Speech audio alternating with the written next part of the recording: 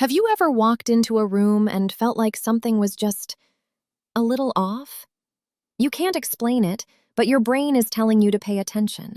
And then you find a tiny detail, a single object or a few words that completely change how you see the situation. Suddenly, an ordinary room feels like the center of a huge mystery. I'm Rose, and you are watching English Through Situations. And I'm Jack. Today, we are exploring a strange little story about a hotel room, a terrified guest, and a very big misunderstanding. Welcome to another episode of our English Through Mystery Stories series. Today's episode is called The Secret Behind Room 204. If you are an English learner looking to improve your listening skills and learn natural conversational phrases, you are in the right place. We are going to hear a story, analyze the clues, and learn some fantastic vocabulary along the way. Let's just say, this story proves that our imagination is sometimes our worst enemy. Exactly. Let's set the scene and find out what really happened in room 204. Our story begins on a Tuesday evening in November.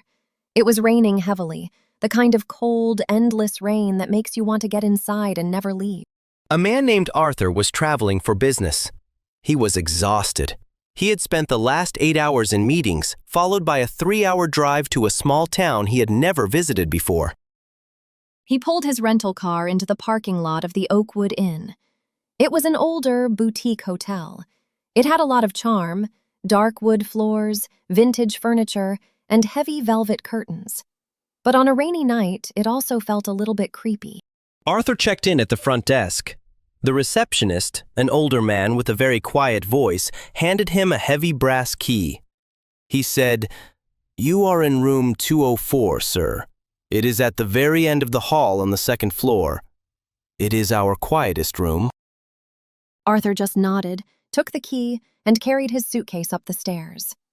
He walked down the long, narrow hallway. The carpet absorbed the sound of his footsteps. The only thing he could hear was the rain hitting the windows. He unlocked the door to room 204. It was a perfectly normal room. A large bed, a small writing desk, a television, and a bathroom with a large mirror. Everything was clean and tidy. Arthur dropped his suitcase on the floor, took off his wet coat, and sat on the edge of the bed. He just wanted to take a hot shower and sleep. He walked into the bathroom and turned on the light. That is when he saw it. Saw what? A sticky note. It was a small, bright yellow piece of paper stuck right in the center of the bathroom mirror. Now, finding a note in a hotel room isn't completely impossible. Usually, it's a note from the cleaning staff saying, "Cleaned by Maria," or a reminder to save water by reusing towels. But this note did not say anything about towels. It was written in thick, black marker. The handwriting was messy, almost rushed. Arthur stepped closer to the mirror and read the note out loud. It said, "I saw what you did. I know your secret. Do not sleep. M." Let that sink in. You are alone in a strange town, in an old hotel at the end of a dark hallway, and you find a message that says, "Someone is watching you." My heart would stop. Arthur was a sensible businessman, but in that moment, logic completely left his brain. Exactly. Arthur froze. He read the note again. "I saw what you did. I know your secret." His mind started racing. What did he do? Did someone from a rival company follow him here? Was someone trying to blackmail him? He walked backward out of the bathroom, keeping his eyes on the mirror. He checked the window locks. He checked the closet. He even got down on his knees and checked under the bed. The room was empty. He picked up the hotel phone to call the front desk, but his hand was shaking so much he dropped the receiver. He decided he needed to talk to a real person immediately. He grabbed the yellow note, ran out of the room, and hurried down the stairs to the lobby. The quiet receptionist was reading a book. When Arthur slammed the note on the front desk, the poor man jumped. Arthur demanded to know who had been in room 204. He demanded to see the security cameras. He was speaking very loudly, asking, "Who is M? Why are they watching me?" The receptionist looked at the note. He looked at Arthur. Then he picked up his walkie-talkie and called the hotel manager and the head of housekeeping. Within 10 minutes, there were 4 people standing in the lobby, staring at this little yellow piece of paper. The hotel manager was very professional. He apologized to Arthur and said, "Sir, please calm down. Let's think about this logically. No one has followed you. Our hotel is very secure." But Arthur wouldn't listen. He said, "Look at the evidence. Someone broke into my room and left this threat. I am calling the police." Just as Arthur was reaching for his cell phone, the head of housekeeping, a kind woman named Sarah, stepped forward. She put on her reading glasses and looked closely at the note. She looked at the handwriting. She looked at the signature, and then she started to laugh. Arthur was furious. "Why are you laughing? This is a threat." Sarah covered her mouth, trying to stop laughing. She said, "Mr. Arthur, I am so sorry. You are not in danger. Nobody is watching you." Arthur crossed his arms, then explained this. Sarah explained that the night before, room 204 was occupied by a family. A mother, a father, and their 2 children. A 12-year-old boy named Leo and his 7-year-old sister, whose name was Mia. "Oh, I see where this is going." "Yes," Sarah said. "Mia and Leo were playing a spy game all evening. They were running around the hotel pretending to be secret agents. Mia was leaving secret messages for her brother everywhere." "So, I saw what you did. I know your secret. What was the secret?" According to the mother, who had apologized to the staff earlier that morning, the great secret was that Leo had eaten the last chocolate chip cookie from the minibar without telling anyone. So Mia left a threatening note on the mirror for her brother, telling him not to sleep because she knew about the cookie. Exactly. And when the cleaning staff cleaned the room that morning, the mirror was fogged up from the shower and the note had fallen behind the trash can. It must have somehow gotten stuck back onto the mirror, or someone found it and placed it there without reading it properly. Arthur stood there in the lobby, surrounded by the manager, the receptionist, and the laughing housekeeper. All of his fear instantly disappeared. It was replaced by a very different feeling: extreme embarrassment. He quietly took the note, folded it, put it in his pocket, and said, "I think I will just go to bed now." What a fantastic situation. I love this story because it perfectly shows how our brains can create massive amounts of drama out of absolutely nothing. It is a perfect example of how context changes everything. Without the context of a 7-year-old girl playing a spy game, that note genuinely reads like a scary threat. Let's break this down. Jack, if you were Arthur and you walked into your hotel room on a rainy night and found that note, would you have reacted the same way? Honestly, I probably would have been a little nervous. The setting matters a lot. It was raining, he was alone, he was exhausted. When you are tired, your brain doesn't process information logically. It goes straight into survival mode. That is so true. We call that letting your imagination run wild. Arthur's imagination went from 0 to 100 in 3 seconds. He didn't just think, "Oh, a weird note." He immediately thought, "I am being followed by corporate spies." Right. He took a small piece of information and built an entire movie plot around it. In English, we have a great phrase for this: to jump to conclusions. Yes, jumping to conclusions. It means you make a quick judgment or decision without having all the facts. Arthur definitely jumped to conclusions. He saw the note, skipped the logical investigation part, and jumped straight to the conclusion that his life was in danger.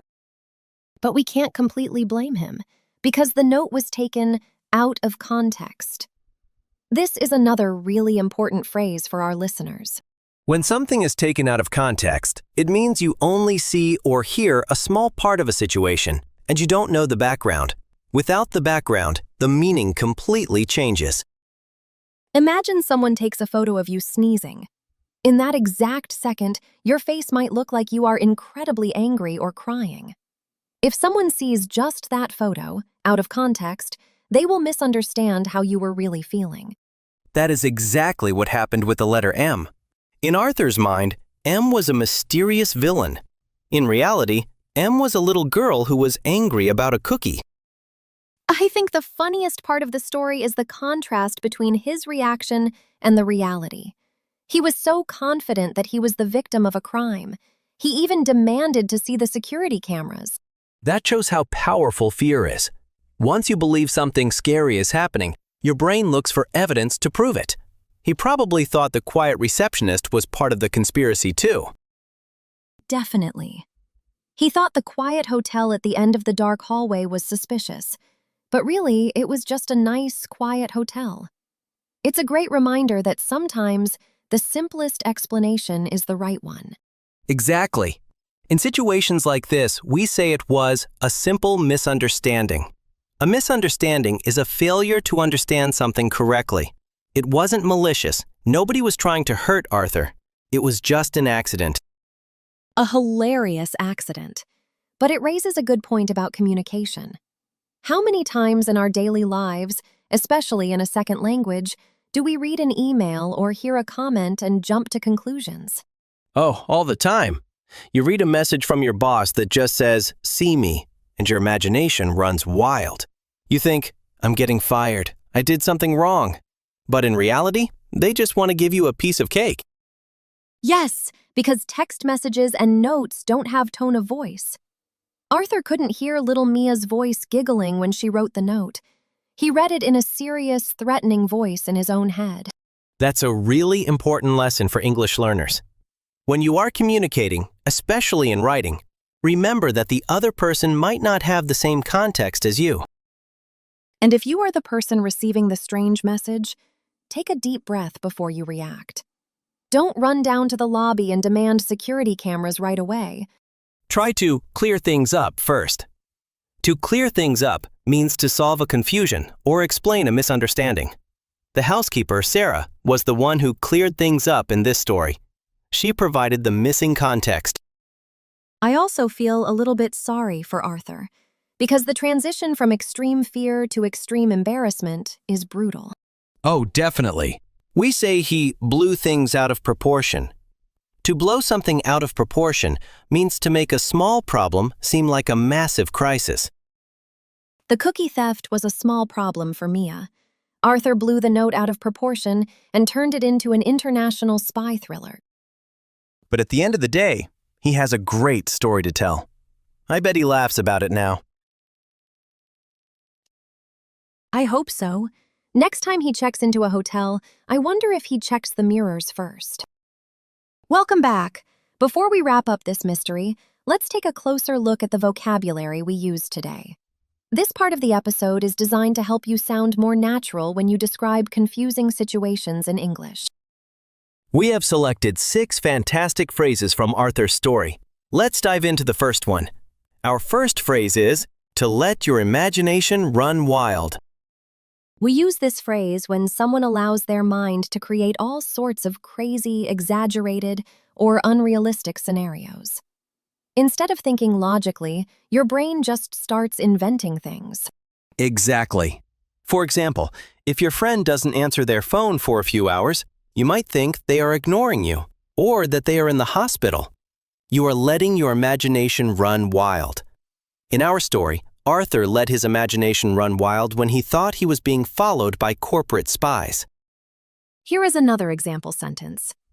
Don't let your imagination run wild. I'm sure she just forgot to text you back. Now it is your turn to practice. Repeat after me. To let your imagination run wild. Great. Now let's move to the second phrase. It is very closely connected to the first one. The phrase is, to jump to conclusions. To jump to conclusions means to make a quick decision or form a quick opinion without having all the facts. You skip the investigation and go straight to the end. Arthur jumped to conclusions when he decided the note was a threat to his life. He didn't ask anyone about it first. He just panicked. You can use this phrase at work too. For instance, Before we jump to conclusions about the budget, let's look at the financial report again. Let's practice saying it together. Repeat after us. To jump to conclusions. Excellent. Our third phrase is incredibly useful in daily communication. The phrase is out of context. When something is out of context, it means a word, a sentence, or a picture is taken away from the situation it belongs to. Because it is missing its background information, the meaning is completely changed or misunderstood. The little girl's note was scary because Arthur read it out of context. He didn't know the background story about the missing cookie. Here is an example you might hear in the news or in an interview. The politician claimed that his words were taken out of context by the media. It is a great way to explain that someone misunderstood you. Try saying it out loud. Repeat after me. Out of context. Perfect. Moving on to our fourth phrase, which is a noun, a misunderstanding.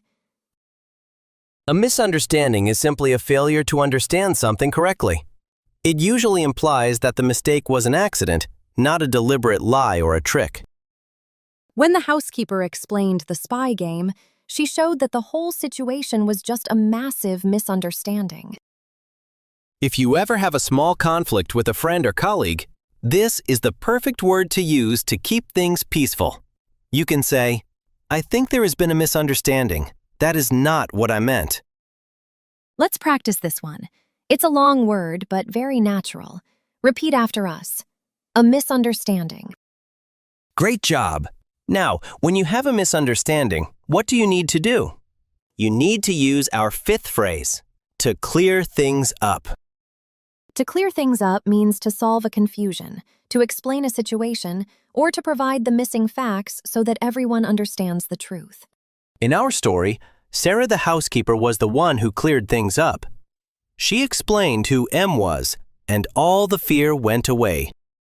You can use this phrase when you want to fix a mistake. For example, I need to call my boss to clear things up about the new project deadline. Now it's your turn. Practice saying it aloud. Repeat after me. To clear things up. Very good. And our final phrase for today is a very descriptive one. To blow something out of proportion. This phrase means to treat a minor problem as if it were a major crisis. You make something seem much bigger, much worse, or much more important than it actually is. Arthur definitely blew the sticky note out of proportion. He turned a child's game into a police matter. We all do this sometimes, especially when we are stressed. You might say to a friend, "I know you are upset about the stain on your shirt, but don't blow it out of proportion. Nobody will notice." It's a bit long, so let's practice it carefully. Repeat after us. To blow something out of proportion. Fantastic!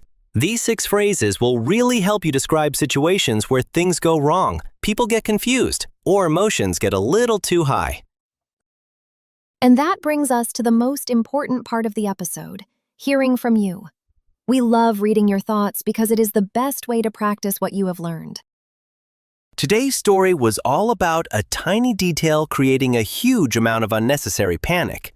So, we have a question for you. Put yourself in Arthur's shoes. What would you do if you checked into a hotel, walked into the bathroom, and found a threatening note on the mirror? Would you run to the front desk? Would you just throw it away? Or would you let your imagination run wild and leave the hotel completely? Or if you want to answer a different question, have you ever blown a small problem out of proportion? We all have funny stories about misunderstanding something completely. Write your answer in the comments below. You can start your sentence like this. If I found that note, I would, or, once I blew a situation out of proportion when. We will be in the comments reading your stories and replying to as many as we can. It's a safe space to practice your English, so don't be shy. Well, that is all for today's mystery. We started with a terrified guest and a dark hallway, and we ended with a missing chocolate chip cookie and a lot of embarrassment. It is a great reminder that when you are communicating in English, or just living your life, context is everything. If you are ever confused by a message, an email, or a sticky note, Try not to jump to conclusions. Take a deep breath, gather the facts, and try to clear things up first. It will save you a lot of stress. If you enjoyed this story and found the vocabulary helpful, please take a second to hit the like button. It really helps the channel grow. And don't forget to subscribe and share this episode with another English learner who might enjoy a good mystery. We have plenty more stories, workplace dramas, and real-life situations coming your way. You've been watching English Through Situations. Real English, real situations, better conversations. See you in the next episode.